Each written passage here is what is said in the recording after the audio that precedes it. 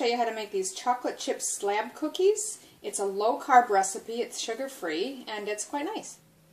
Okay, so I've got the ingredients assembled in front of me here. You're going to need, in the US it'd be 2 sticks of butter, which would be 1 cup. Here it's slightly differently shaped, so you'll want 226 grams, about 227 actually almost, of butter, and I've got that just room temperature so it's softened a bit. Then you'll need some liquid stevia sweetener to equal 2/3 cups of sugar. Now the amount of that is going to depend on your particular brand. This one that I'm using says that 1 teaspoon is equivalent to 10 teaspoons of sugar, so I had to do some calculations to figure it out, but to equal 2/3 cup of sugar for me, that came to be 1 tablespoon plus 20 drops of this liquid sugar, but yours may be different, so check out what it says on the package. Then you also need 1/3 cup of a granulated erythritol, which again is a sweetener, a no-carb, no-sugar sweetener.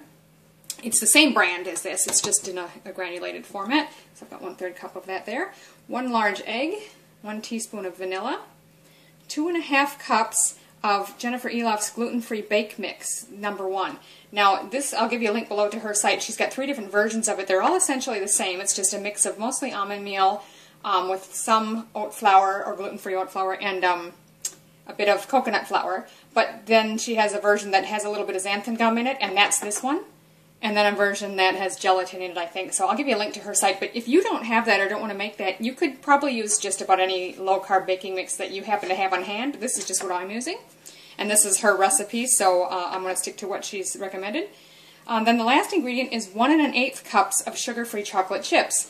Now I had a hard time finding actual sugar-free chocolate chips here. They do have them in Australia, but it's not commonly found in the supermarket. So what I found instead was these no sugar added milk chocolate bars. And this has 21 small squares that you can snap apart. So I just cut each square in quarters to get it approximately a little bit bigger than the size of chocolate chips. For me that took 2 bars to give me my 1 1/8 cup. Each bar is 90 grams. Okay, so you'll start by preheating the oven. It'd be 350 Fahrenheit, which is 180 Celsius. Because mine's fan forced, I'm going to go just a little bit lower than that. So we're going to start in our large mixing bowl by combining our butter, the liquid sweetener, the granulated sweetener, our 1 egg, and our teaspoon of vanilla. Now you can use a food processor or a stand mixer if you've got one. I'm just going to use a hand mixer. Once you've got that all well combined, the next step is to add your gluten-free baking mix. Combine that again. Once you've got that well combined, then add the chocolate chips and stir them through.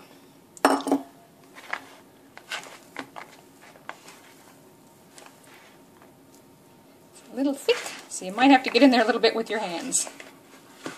Okay, so now I've got my pan, which I prepared earlier. Now in the recipe she says to use a jelly roll pan, which is actually pretty big, but her pan was about 15 by 10 inches, which would be about 38 by 25 centimeters. I haven't got one quite that size, so I'm using this deep dish metal pizza pan type thing, and that should be just fine. Whatever you've got close enough in size will work. And also I've buttered this. You want to grease your pan generously. I've used butter, and then put parchment or baking paper down over the top of that. So I've already done that ahead of time. We're just going to put our dough in. And it's really very sticky. So what you can do if you don't want to get your hands too dirty is put a sheet of plastic over it and use that to press the dough to fit in your pan. And just position it again as you need to. You just keep going around and pressing it into the pan.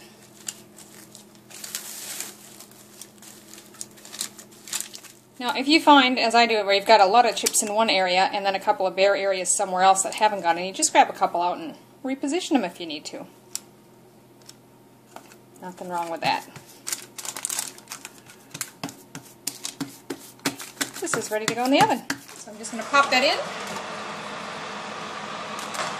About 20 to 25 minutes. Keep an eye on it. In the last 10 minutes you might need to put some foil around the outside edges if they're getting too brown. Okay, so that's been just a little over 20 minutes.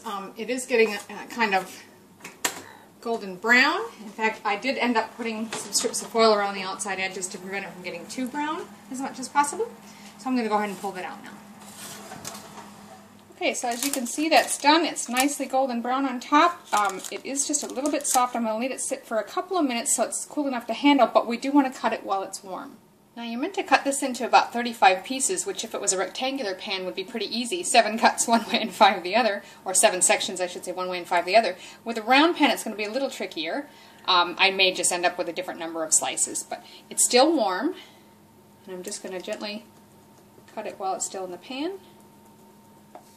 Okay, so I've finished cutting, and I might have gone a little smaller than her because I've actually got 50 slices out of it, but that's alright. It's still a bit warm. I don't want to try lifting them up because the pieces could crumble apart. I want them to cool further, and I'm actually going to put them in the fridge before I try taking them out.